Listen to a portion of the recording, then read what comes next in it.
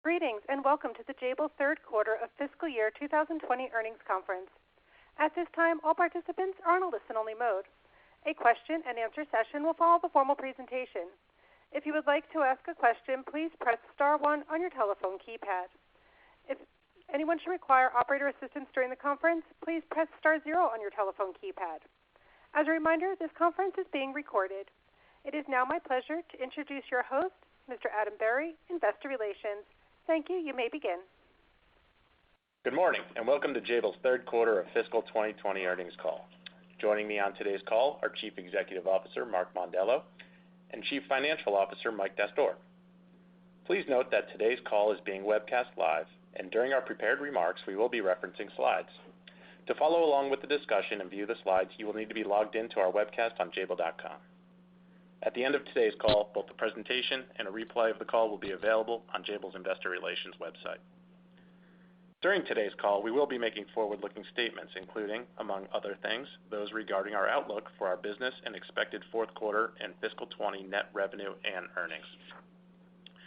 These statements are based on current expectations, forecasts, and assumptions involving risks and uncertainties that could cause actual outcomes and results to differ materially. An extensive list of these risks and uncertainties are identified in our annual report on Form 10-K for the fiscal year ended August 31st, 2019, and other filings. Jabil disclaims any intention or obligation to update or revise any forward-looking statements, whether as a result of new information, future events, or otherwise. With that, it's my pleasure to turn the call over to Mark Mondello. Thanks, Adam. Good morning. I appreciate everyone taking time to join our call today. I'll begin by providing a brief business update before turning the call over to Mike, where he'll offer details on our Q3 performance and address our guidance for the balance of the year. So, before I get into the business at hand, I'd like to extend a warm thanks to our people here at Jabil for their hard work and commitment, especially during these trying times. I tend to think that successful and sustainable organizations are evaluated not only on their ability to deal with what they can control, but also on their ability to react and adapt to the environment, especially environments that shift suddenly and shift unexpectedly. For this, I give our team high marks. Their response to COVID-19 gives me confidence and demonstrates our resiliency. At Jabil, we help design, develop, and bring to life numerous products that the world depends on. In many ways, this pandemic has reinforced that Jabil itself is an essential business. If I may, I'll now take you back to our second fiscal quarter for proper context specific to COVID. As our teams in China attempted to return from Chinese New Year in mid-February, they were faced with travel lockdowns, quarantines, and the need for social distancing. Add to this the fact that our sites in China were operating at less than 50% capacity. Given the ambiguity that was fast unfolding, we rescinded our financial outlook for the fiscal year. As we moved into the third quarter, COVID quickly spread, impacting regions and countries that are home to our many factories. March quickly turned into April, and April to May. And while many of us were hunkered down, following stay-at-home orders, transforming kitchens or bedrooms or garages into newfound workspaces, our factories, by and large, continued to build and ship product. Most importantly, throughout it all, the global incident rate of confirmed COVID cases across Jabil remained remarkably low.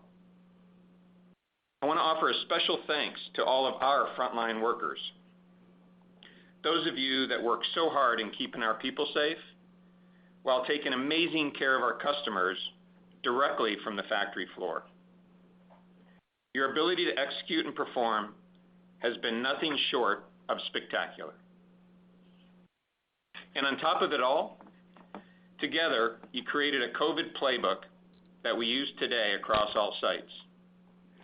A playbook of protocols and best practices that we openly share with suppliers, customers, communities, and competitors. Moving on to the critical business catalyst for the quarter. We saw strong demand in healthcare and packaging, cloud, edge devices, and mobility. In our healthcare sector, we joined the fight against COVID, as it was simply the right thing to do. Our teams quickly transformed manufacturing lines around the world, contributing to the production of critical products such as ventilators, specialized manifolds, 3D printed components, face shields, protective masks, and test kits. In terms of our packaging business, which serves many of the world's top consumer brands, demand was strong in areas like cleaners and disinfectants, touchless dispensers, antibacterial products, and eat-at-home food products. At the same time, internet usage was exploding, prompted by remote learning and video conferencing. Teams from our cloud sector, along with the teams from our mobility and edge device sectors, were in full-blown customer care mode as end users sought digital access to family, friends, business colleagues, and patients. A trend likely to be part of the world's new normal. During the quarter, these areas of strength were offset by weakness in our automotive and transport and print and retail sectors. Nonetheless, our well-diversified commercial portfolio allowed us to deliver $6.3 billion in revenue, in line with our expectation. To me, this is quite meaningful. With each passing year, the blend of our revenues become better balanced and far less dependent on any single product or product family. Quite simply, greater diversification increases the reliability of our revenue. Having said this, and as we sit here today, the impact of COVID will cost us roughly $160 to $170 million for fiscal year 20. Therefore, we're taking aggressive actions to reshape the organization and ready ourselves for fiscal 21. We'll reduce our workforce and in return lower our cost structure by roughly $50 million. I'll now take a minute and express my appreciation for those impacted by this difficult decision, yet a decision that's correct for the business. In taking this decision, we've done our very best to ensure that everyone is treated with complete respect, care, and dignity. As we make our way through the summer months, there's considerable work ahead as we prepare to host a call with investors this coming September. For lack of a better description, we look at this call as having a conversation with investors. A conversation about how Jabil management is thinking about fiscal 21 during these uncertain times. It's important to note that throughout this macro uncertainty, we remain steadfast in prioritizing free cash flow and expanding core operating margins.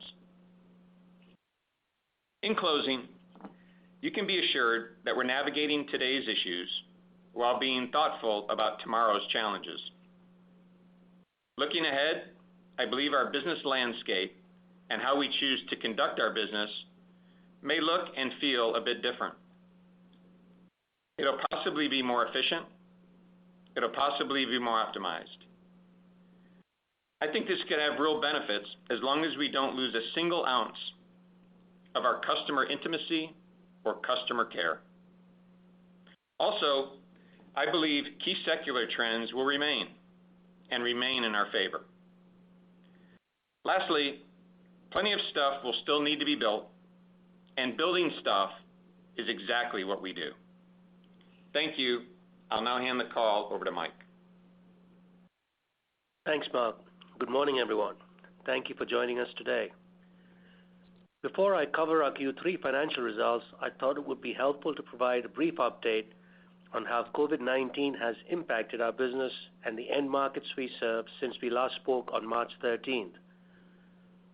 Following our call in March, COVID-19 quickly spread across the globe. However, as Mark indicated, for most of the quarter, our operations managed to remain largely open. Our teams worked with local authorities, and a large majority of our factories were deemed essential so that we continued to build and ship products throughout Q3. In fact, since the end of March, we have largely been operating at 95% capacity despite a handful of 1 to 2 week closures in areas like Malaysia, India, and California. Putting it all together at an enterprise level, demand largely held in Q3.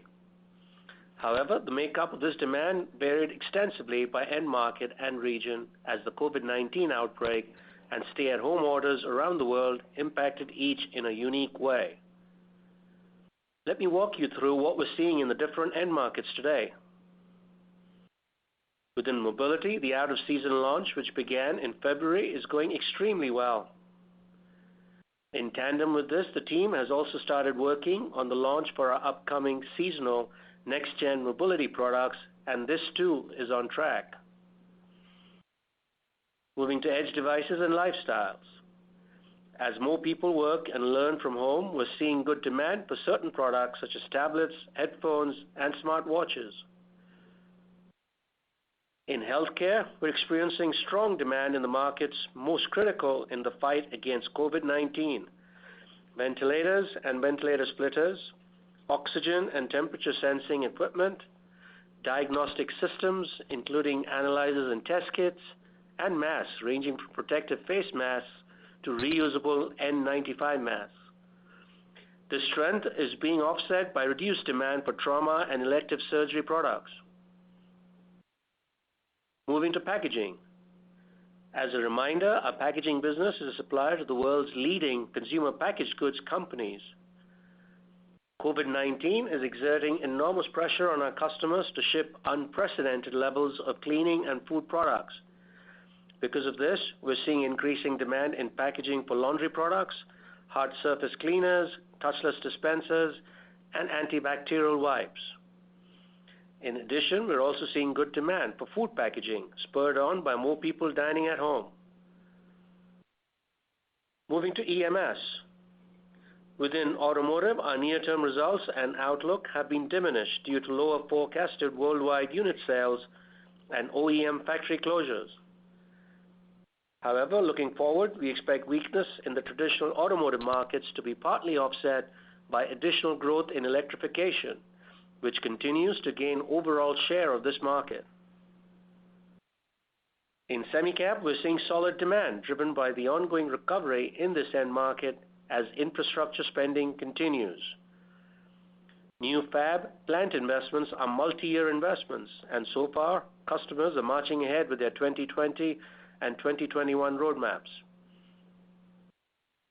In wireless and 5G, consistent with prior quarters, we continue to see growth in 5G that is being offset by 4G as the market transitions to newer technology. In the near term, we expect 5G infrastructure rollouts to continue as network operators upgrade their services. In cloud, our teams are seeing an increased demand for cloud infrastructure created by stay-at-home orders around the world, which is translating to higher growth. Moving to print and retail, we expect continued pressure in these end markets in the near term, driven mainly by office closures and stay-at-home orders. Turning now to industrial and energy. Demand has been relatively consistent to date, but moving forward, we are seeing signs of new building starts being delayed. This could have an impact on future demand.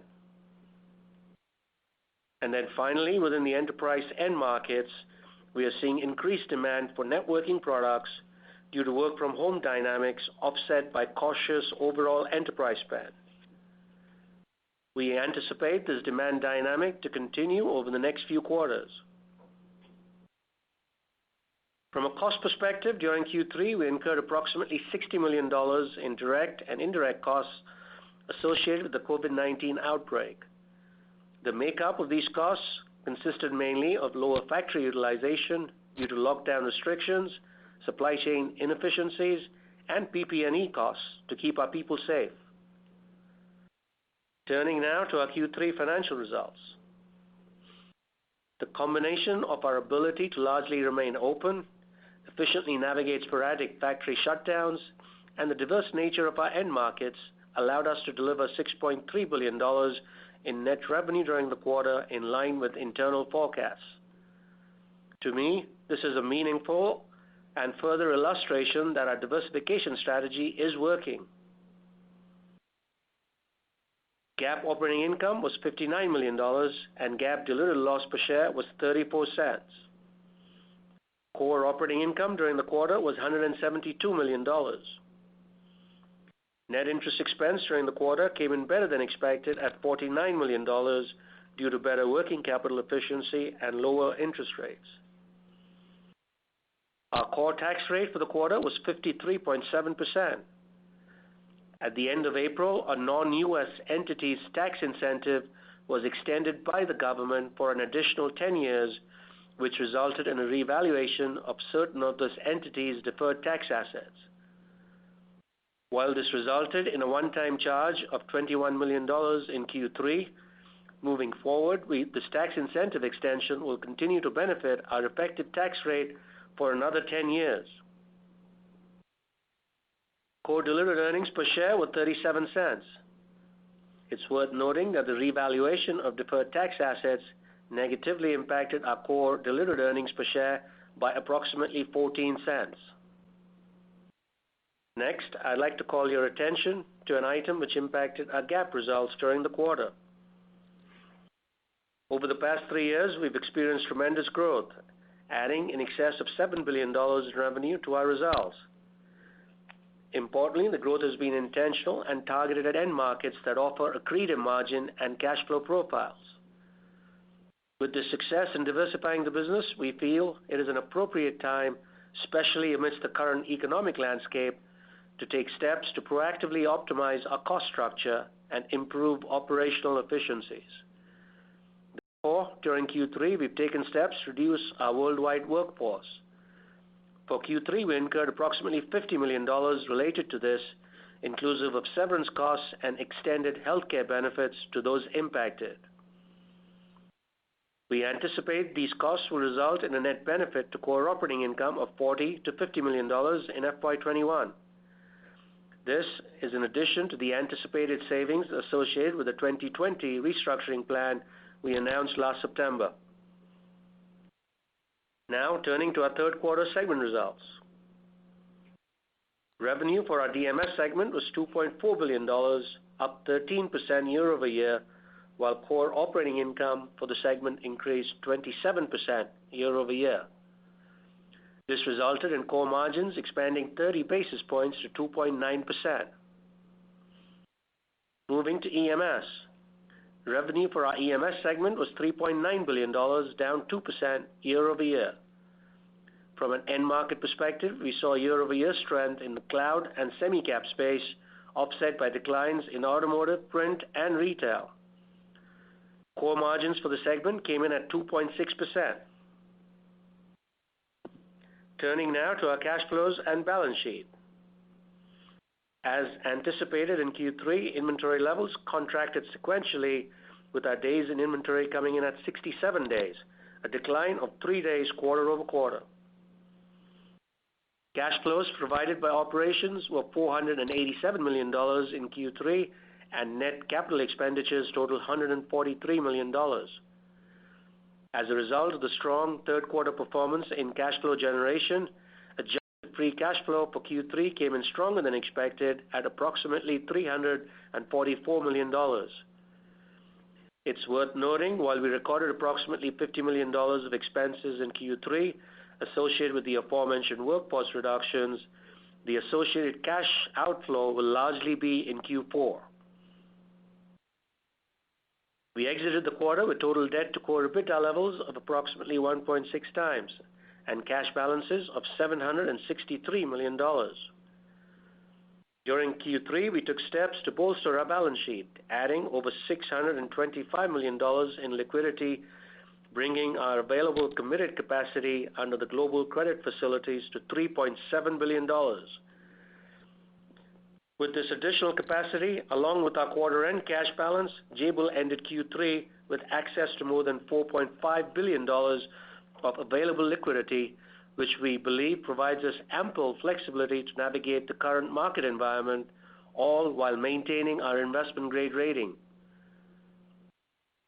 We repurchased approximately 800,000 shares for $21 million in Q3, bringing our total year-to-date repurchases to $190 million. Turning now to our fourth quarter guidance that includes approximately $45 to $55 billion in COVID-19 related costs. DMS segment revenue is expected to increase 1% on a year-over-year basis to $2.5 billion, while the EMS segment revenue is expected to decrease 8% on a year-over-year basis to $3.8 billion. We expect total company revenue in the fourth quarter of fiscal 2020 to be in the range of $5.8 billion to $6.6 billion, for a decrease of 5% at the midpoint of the range. Core operating income is estimated to be in the range of $145 million to $245 million. Core diluted earnings per share is estimated to be in the range of 46 cents to 86 cents. GAAP diluted earnings per share is expected to be in the range of 4 cents to 50 cents. Next, I'd like to outline our updated expectations for revenue in fiscal year 20 by end market. Within DMS, today's revenue outlook is largely unchanged. Our diversification within DMS continues to pay dividends even in the current environment. We expect core margins for DMS to be 3.8% for the fiscal year on revenue of approximately $10.3 billion. Turning now to EMS. Within EMS, we've reduced our revenue outlook for FY20, driven by automotive, industrial and energy, and print and retail, which has been partly offset by continued strength in cloud. We expect margins for EMS to be 2.6% on the year on revenue of approximately $15.9 billion. Putting it all together for the year, we now anticipate revenues will be $26.2 billion and core operating income to be $805 million. This outlook translates to core earnings per share of approximately $2.60 for the year. We also expect to deliver free cash flows in the range of $400 to $450 million for the fiscal year. Considering this outlook, to me it's clear that our diversification strategy continues to work and has positioned us well to navigate an incredibly challenging market environment. In closing, I'm very proud of our Jabil team and their collective efforts over the past several months. Our early and focused efforts are working to protect the health and safety of our employees, and we continue to be vigilant in increasing our efforts in this area. I'm also very proud of the innovative ways in which Jabil's teams have collaborated to join the global fight against COVID-19. I'll now turn the call over to Adam. Thanks, Mike. As we begin the Q&A session, I'd like to remind our call participants that per our customer agreements, we cannot address any customer or product-specific questions. We appreciate your cooperation. Operator, we are now ready for Q&A. Thank you. The floor is now open for questions. If you would like to ask a question, please press star 1 on your telephone keypad at this time. A confirmation tone will indicate your line is in the question queue. You may press star 2 if you would like to remove your question from the queue. For participants using speaker equipment, it may be necessary to pick up your handset before pressing the star keys. Once again, that is star 1 to register questions at this time. Our first question is coming from Ruplu Bhattacharya of Bank of America. Please go ahead. Hi, thank you for taking my questions and congrats on the strong quarter and guidance. Mark, for my first question, I want to ask you about your thoughts on DMS segment seasonality. in a typical year, your November quarter or fiscal 1Q is a strong quarter for the mobility segment given the new phone launches that happen. But if the world moves to a scenario where every year we have two main phone launches, maybe one in the May quarter or fiscal 3Q, then how should we think about the impact to DMS segment seasonality? And also, you also have a healthcare segment that is, having strong revenues. So at a high level, can you just help investors understand how you think about DMS revenue and margin seasonality? Sure, Ruplu. I think what I'd prefer to do is get into some of that detail during our discussion in September. I mentioned on the prepared remarks, even in this crazy environment, we're going to do our best to get together with all investors in September and at least just let you know how we're thinking about everything for fiscal 21. On the surface today, I'd be careful not to, and I know you didn't mean this, but for the group, right, I'd be careful not to interchange DMS with JGP. Our DMS business, again, is got a number of components to it. I would, if I had to think about what we may say in September, is with the shape of our Greenpoint business, with the shape of mobility, with our significant diversification inside of JGP, and then you add to it the tremendous growth we've had in the healthcare packaging side, I would say over time that maybe some of the cyclicality you saw in the business specific to DMS 2-3 years ago will flatten out a bit. Okay, that makes sense. And then just for my last question, if you can talk about any component shortages that you're still seeing, are you being impacted in terms of being able to ship any revenues because of component shortages? Thanks. I'd characterize it this way, just so you have some relativity. If let's say pre-COVID, let's say the supply chain activity behavior pre-COVID, December, January timeframe was a 10. I think we hit our biggest divot probably in the March, April timeframe. I'd call that maybe a 5 to 6. I'd say today we're back to an 8 or 9, and I think it stays there until we get to the backside of COVID, whenever that is. Great. Thank you so much, and congrats again on giving guidance for the next quarter. Thank you. Yeah, thanks, Ruplu. Thank you. Our next question is coming from Adam Tindall of Raymond James. Please go ahead. Thanks and good morning. Mark, before the pandemic, you were thinking about just under $1 billion of non-GAAP operating income, and the new guidance looks like you'd end up just under $800 million at the midpoint. Vast majority seems like it's related to COVID costs, and I wanted to dig into this. I think you mentioned $160 to $170 million of COVID-related costs expected for fiscal 20. So if you could just touch on maybe some of the nature of the costs and really how permanent these costs are. I'd imagine there's at least a portion of that is non-recurring and should not impact fiscal 21. So any sort of breakdown between what recurs and what is more of a permanent increase to the cost structure. All right, Adam, I'll take a shot at it, and if I don't get it right, come back at me. So I think pre-COVID, so let's go all the way back to September. In September, I think we said for FY20 we'd do $960 in core op income. Then I think in the December call we took that up to $980 if I remember correctly, and today we're sitting with the model. If you take midpoint of Q4, we're about $805, something like that, give or take. So if I go back. Let's not go back all the way to September. I don't think that's fair because we took the numbers up in December. So if we go to the December number, call it 980. Today we're at 805. The delta is 175. And I think in my prepared remarks I said that COVID-related costs would be, for the year would be 160 to 170.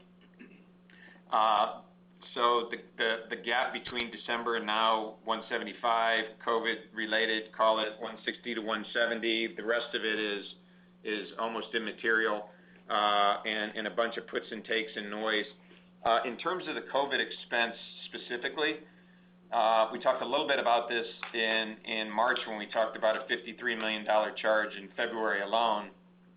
I think the nice thing that is happening here is the March call we had a $53 million charge to COVID, largely in partial February. So on a monthly basis, COVID was costing us $65 million a month.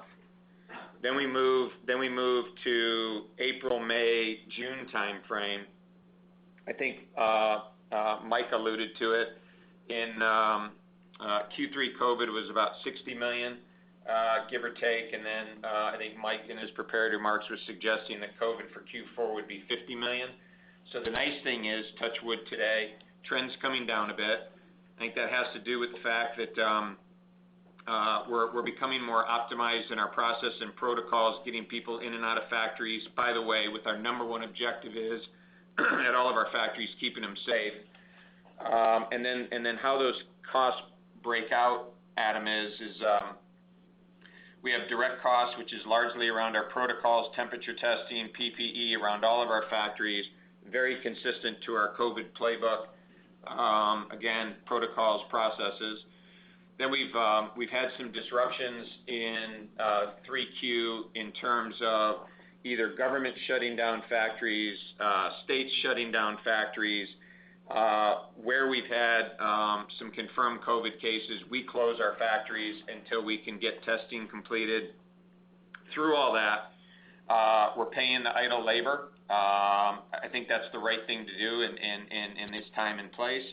And then also, we're just the general pockets of disruption. So today, our entire factory network's running at call it 90-95%. And I think revenue reflects that. But that could lead to the question of, geez, factory networks seem to be running at a normalized pace. Why still the COVID costs? And the truth is 3Q, and we anticipate in 4Q, we'll still have some one-off pockets of disruption, and we've kind of tried to handicap that as best we could for the fourth quarter. Okay, that's helpful. And it sounds like, generally, to summarize, kind of on track versus your initial plan at the Analyst Day, if you were to exclude the COVID costs. And I don't want to get too far ahead, but as we think about the fiscal 21 plan that you laid out that had that $4 EPS number, if I think about what's going on today, you've got an incremental $50 million cost optimization on top of it. Seems like DMS ramp is well on track. What would be maybe the headwinds, today versus that initial $4 EPS number plan? Let's talk about that in September. And I say that I don't want to be evasive, okay? But man, our team is a bit tired. But boy, and I talked about it in my prepared remarks intentionally. Our frontline workers are the folks at the factories. I'm always proud of our folks. The folks we have on the factory floor today dealing with this stuff every hour, every day, and what they've done, and given us the ability to, at the beginning of the year, Adam, we talked about revenue being $26 billion. In December, we took that up to like 26.5, 26.7, and if we're fortunate enough that the world doesn't go completely haywire in the next 60 to 75 days, and we're close to the midpoint of guidance for 4Q, we'll do over 26 billion this year. I think the numbers are coming in around 26.2. That's all our people at the factories who are just amazing to me, especially through all this, because they are exhausted. I think what we'll try to do our best is in September, and I refrained or stayed away from, in my prepared remarks, I forget exactly what I said, but I didn't really call it a formal investor day, because I just don't know what the world's going to look like, either does Mike or Adam.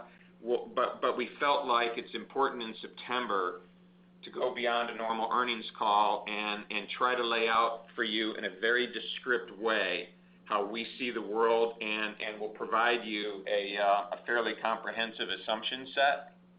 But man, I think, and I say this all the time, and I've said it for the 4 or 5 year journey we've been on, the company's so diversified, and our diversification in terms of our top line, it's somewhat kind of the main deal here in allowing us to hold revenue at what I think is a very, very solid level, all things considered. And again, in the most simplistic terms, and you alluded to this with the opening of your question, which is, if COVID would have never occurred, I think sitting here as a leadership team, we feel very good that we would have delivered the 980. Makes sense. Congrats on the results despite everything going on, and thanks for the details. Yeah, thanks, Adam. Thank you. Our next question is coming from Jim Suva of Citigroup. Please go ahead. Thank you very much, and congratulations on all the agility and hard work for your teams. Maybe a bigger strategic question. As we look at, the world, getting back post-coronavirus, are there changes for more like localized manufacturing just from customers wanting to mitigate risk, meaning not be so concentrated in certain regions? And if so, I assume you probably have to talk about profitability because, putting together something in, St. Petersburg may have a different cost profile than putting it together in a different country and then shipping it from lowest cost to maybe a little more expensive. But can you kind of talk about, are you seeing that, having discussions, and does that really impact your profitability? Thank you. Thanks, Jim. Maybe could you clarify for me, sir? Are you asking, are we seeing, specifically, are you saying, are we seeing people, are they moving business around? Are they moving business out of China? Or is business moving back to the U.S.? Are you asking all of those or one of the three? Or two of the three? Yeah, kind of just in general, are those discussions happening and are they material or are they just kind of, because we read about the political trade wars, then we layer on a pandemic of healthcare on top of it. I'm just wondering if this is facilitating less of a concentrated footprint. And, Jabil has a very strong worldwide footprint. And if so, I assume that you have to have some discussions about costs, just kind of overall the topic, that's all. Okay. So I'll give it my best. I think, I don't recall, I think it was the September call where we were in this trade tariff deal.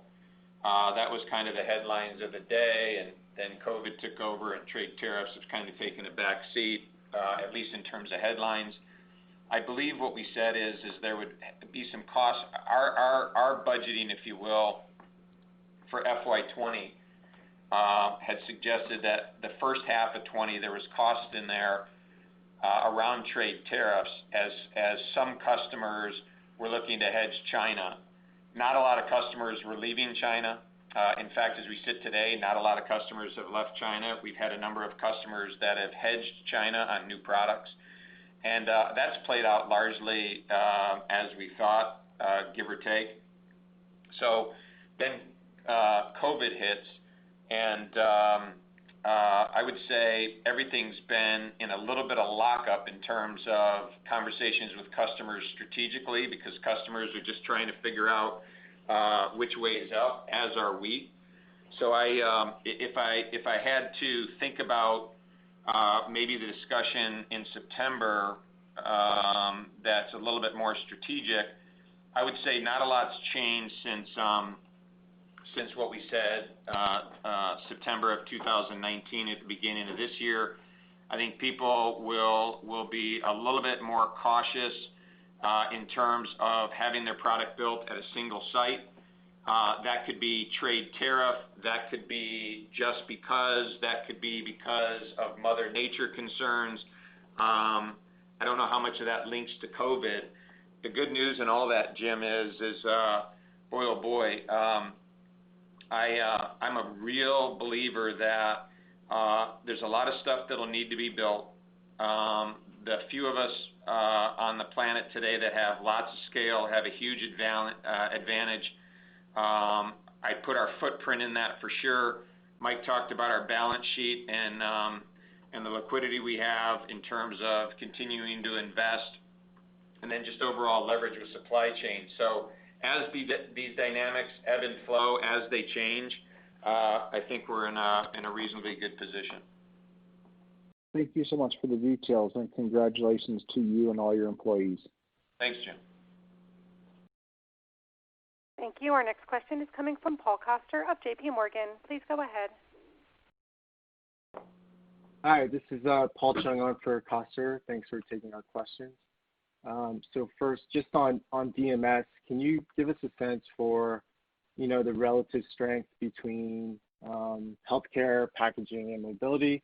From your prepared remarks, the strengths seem quite broad, but judging by your unchanged fiscal year guide for the segments, assume healthcare was the largest driver, which obviously makes sense. But if you could comment there and how these trends extend into F4Q, and then I have a follow-up. Okay, I think what you asked is kind of a breakdown to DMS strengths, weaknesses. I would say tactically and maybe strategically, depending on how the whole new world order is post-COVID.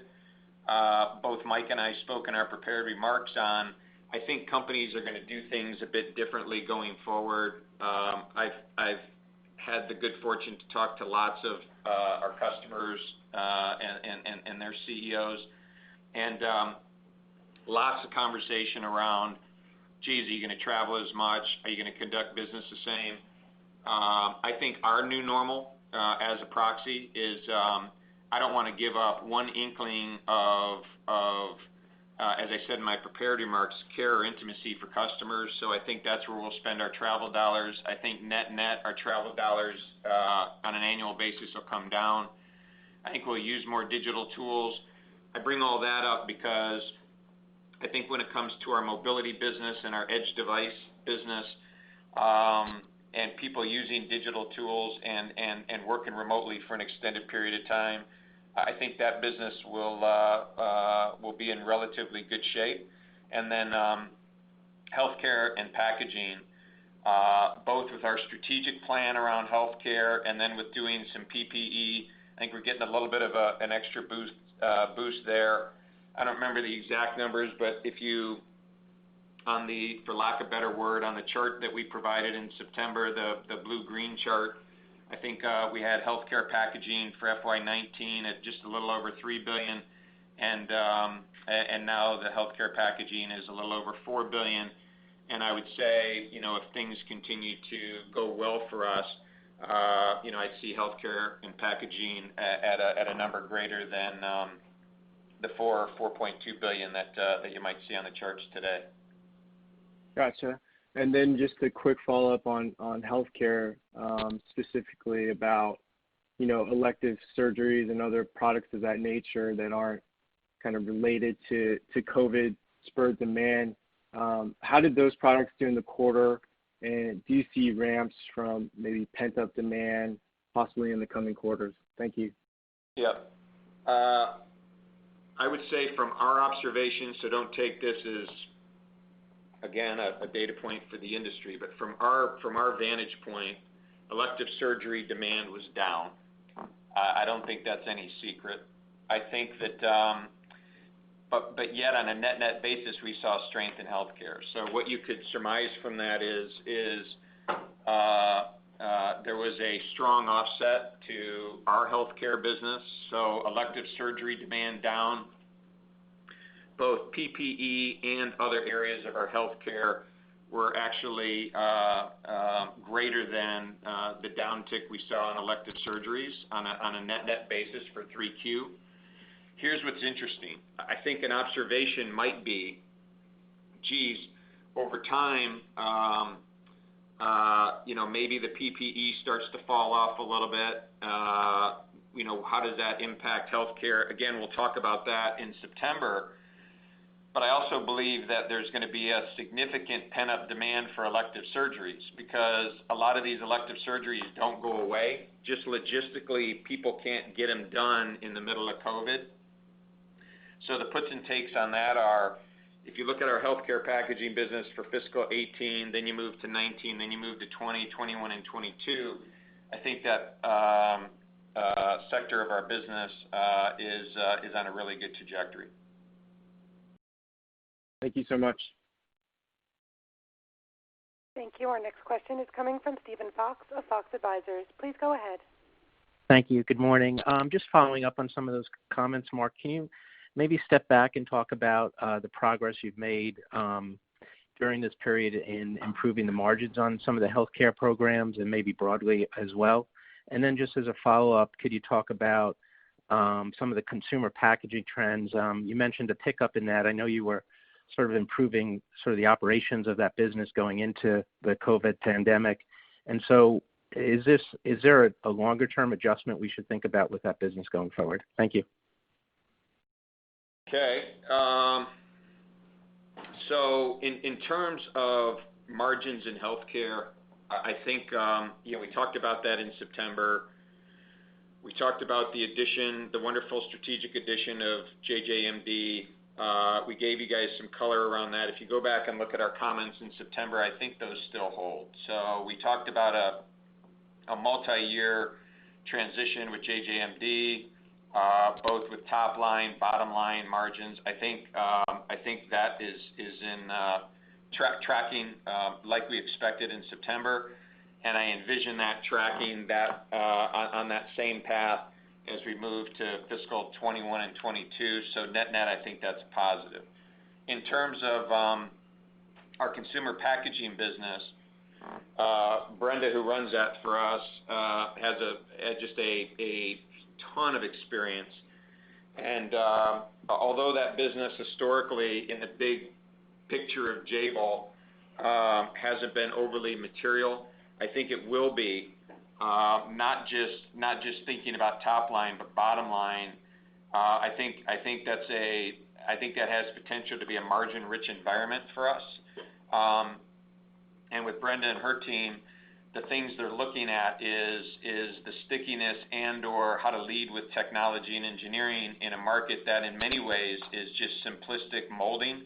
That's not the area we're playing in. So, if I think about the trajectory of that business, I'm every bit as bullish on that, if not more, than my bullishness around healthcare. And then, Steve, in terms of margins in general, obviously, margins this year have been handicapped by COVID, but I think it was Adam who was asking the questions and prompting the discussion around, top line's holding pretty good. Again, proxy for our diversification. If you can kind of handicap for the COVID costs, I think margins this year, I think at the beginning of the year, we said that last couple of years, margins have been 3.4%, 3.5%. I think net of COVID this year, if you adjust, I think this year we would have done, again, the 3.6, 3.7, and we'll talk in September about how we're thinking about the margins for 21. And I do recognize that we have a guidepost out there of the $4 a share and 4%, but we'll address that in another couple months. Great. That's very helpful. Thank you very much. Yeah. Thank you. Our next question is coming from Shannon Cross of Cross Research. Please go ahead. Thank you very much for taking my question. And you may want to address, I'm sure, some of this in September, but I'm curious, when you look at the revenue that was generated even beyond healthcare, because you've talked about it significantly during the quarter from increased demand for COVID. So, whether it was some of the work and learn from home or some of the packaging and that, I guess what I'm trying to understand is what's like the underlying businesses, where there's some pockets of strength that surprised you, even beyond, what you saw that, I don't want to say they're one-timers, but obviously there's been sort of a shift in where production has been. So I'm curious, in 5G or some of the other areas, are you seeing incremental strength that's sort of, driving the fundamentals even beyond the upside that you saw from COVID? Thank you. Areas I was surprised in, I would say that the uptick we had around COVID directly for healthcare was probably stronger than we anticipated if we go back to the March call. Is that sustainable? I think it's going to be sustainable for a while. At some point, that runs its course, starts to fall off. But then my comment about elective surgeries and things that are pent up, I think fill a little bit of that divot. So maybe that was a little bit of a surprise. Our cloud business was kind of as expected. We saw good continued strength there, but that was more on the expected side. I would say the other area of surprise for us, or at least speaking for me, I don't want to speak for the whole management team, is I think maybe we underestimated how broad-based this digital learning, digital schools, and video conferencing would be, especially when you consider COVID. You just grossly underestimate the impact of the whole world, and I don't think that's going to be so temporary. So I mentioned it in one of the responses earlier. So in terms of our edge device business, anything to do with people communicating differently, I think as human beings, connection is really, really important. So people are going to want to, whether it's augmented reality, WebEx, Microsoft Teams, Zoom, whatever tools people are using, they're going to want to have tools that continue to advance and allow them to have a level of really good human connection. So any device that has to do with that being maybe part of the new normal, I think we saw some upside in that in 3Q. I think we'll continue to see some strength in that in the fourth quarter, and my guess is that strength will carry on through 21 and beyond. Thank you. And I was just curious on 3D printing technology in terms of manufacturing. Are you seeing more interest in that, or was it sort of a nice to have because of the need for some of the PPE and that they generated? Because I know you've been one of the leaders in manufacturing with 3D. Thank you.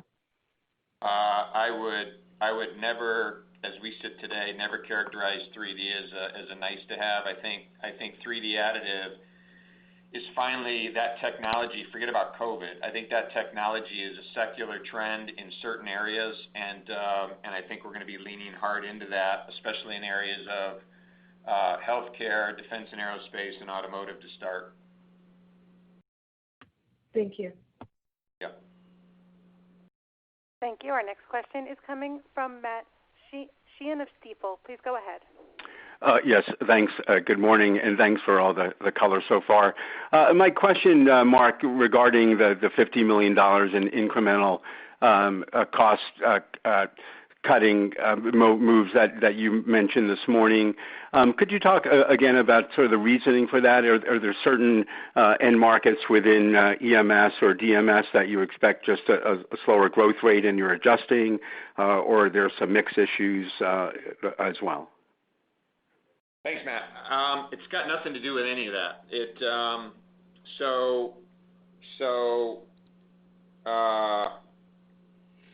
Throughout my long time at Jabil, we go through different pockets in the company where growth rates change. They're up, they're down. We went through a significant growth spurt, nearly doubling the size of the company over a fairly short period of time. I think every 4 or 5 years, I think it's important for leadership teams to really reflect on what's worked well, what hasn't worked well, what we can do better. Said differently, being adaptable and flexible to change. I think our org structure that we had in place the last 4, 5, 6 years has served us really well, hence the tremendous growth. And so we actually started talking in our strategic discussions in the fall about, what's next in terms of the next 3, 4 years in the company.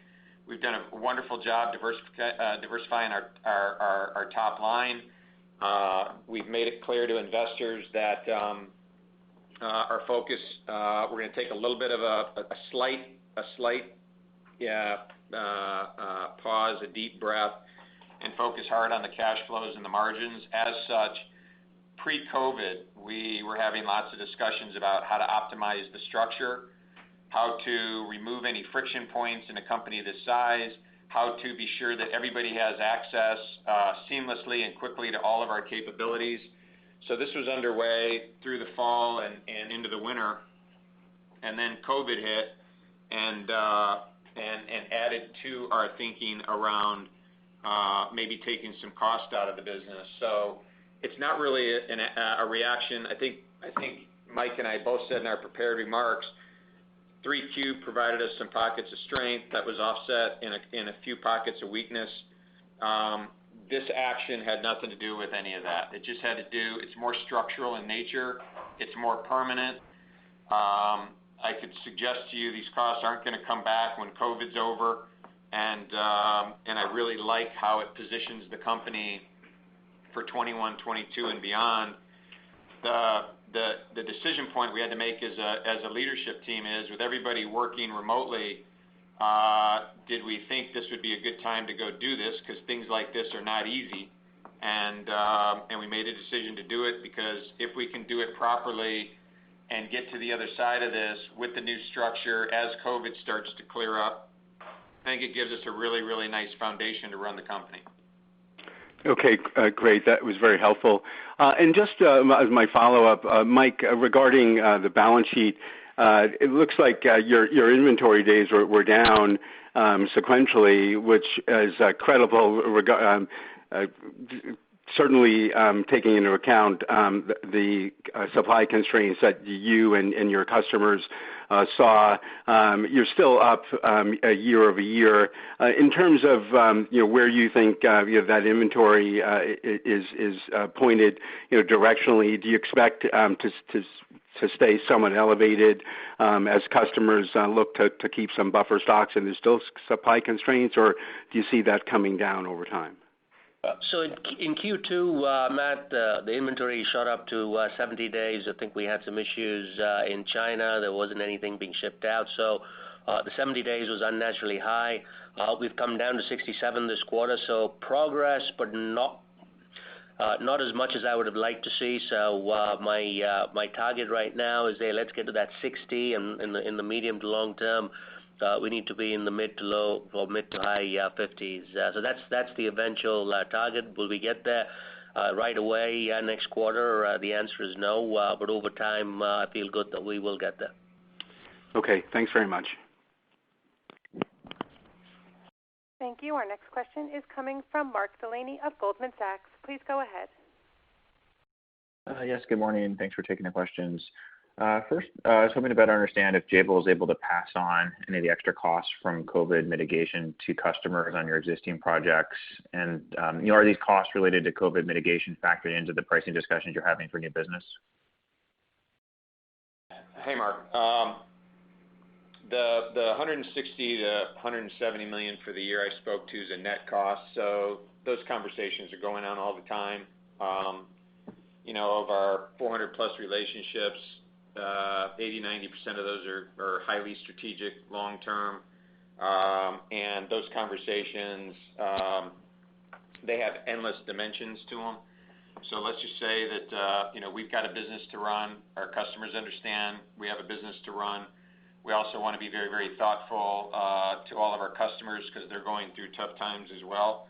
But be rest assured that I think those discussions, for the most part, that have taken place through the third quarter and will continue through 4Q and into 21, I would characterize as being very fair conversations. Okay, that's helpful. For my second question, on the last earnings report, the company didn't have enough visibility to provide guidance, and there was uncertainties at that time related to both production and customer demand. And on this call, Jabil's already spoken at length about how the production side has improved in terms of component availability and factory utilization. I was hoping to better understand the demand side of the equation, and not so much in terms of different end markets and what you're seeing, but just the visibility that you have into customer demand and ordering, and how much visibility has improved, and how that maybe led to your comfort in being able to provide guidance as we sit today for this call. Thanks. So let me try it this way. The processes and the tools and the analytics we use for understanding demand haven't changed at all. And in fact, I'm glad we have the tools and the analytics we have, because they're helpful when the horizon gets a bit foggy. Those tools are helpful. I would say that So net, the visibility we have is unchanged. The issue is how much our data analytics and our resources align or misalign with some customers' outlooks. And I think that's where the tools are most beneficial, because if there's a disconnect from what we're seeing or we believe we should be seeing versus the feeds that we're getting, the demand feeds, it's driving lots of really constructive conversations. I think that there's still going to be quite a bit of choppiness in the business through the fourth quarter and into early FY21.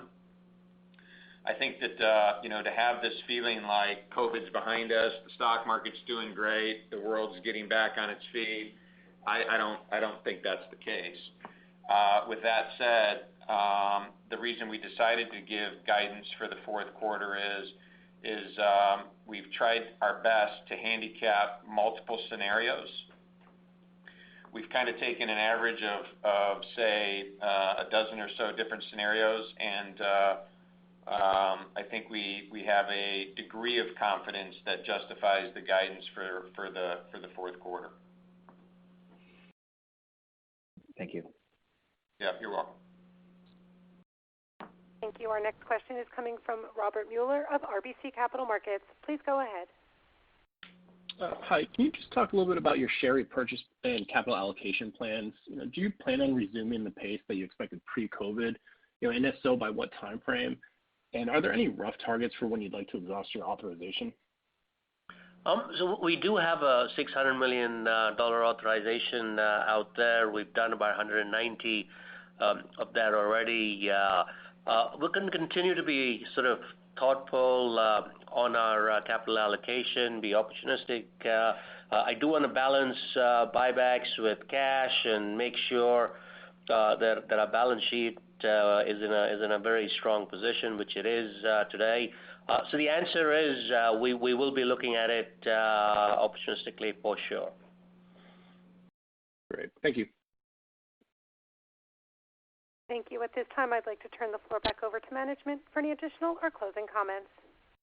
Thank you for joining us. Please reach out to us with any questions. Thank you. Ladies and gentlemen, thank you for your participation. This concludes today's event. You may disconnect your lines or log off the webcast at this time, and have a wonderful day.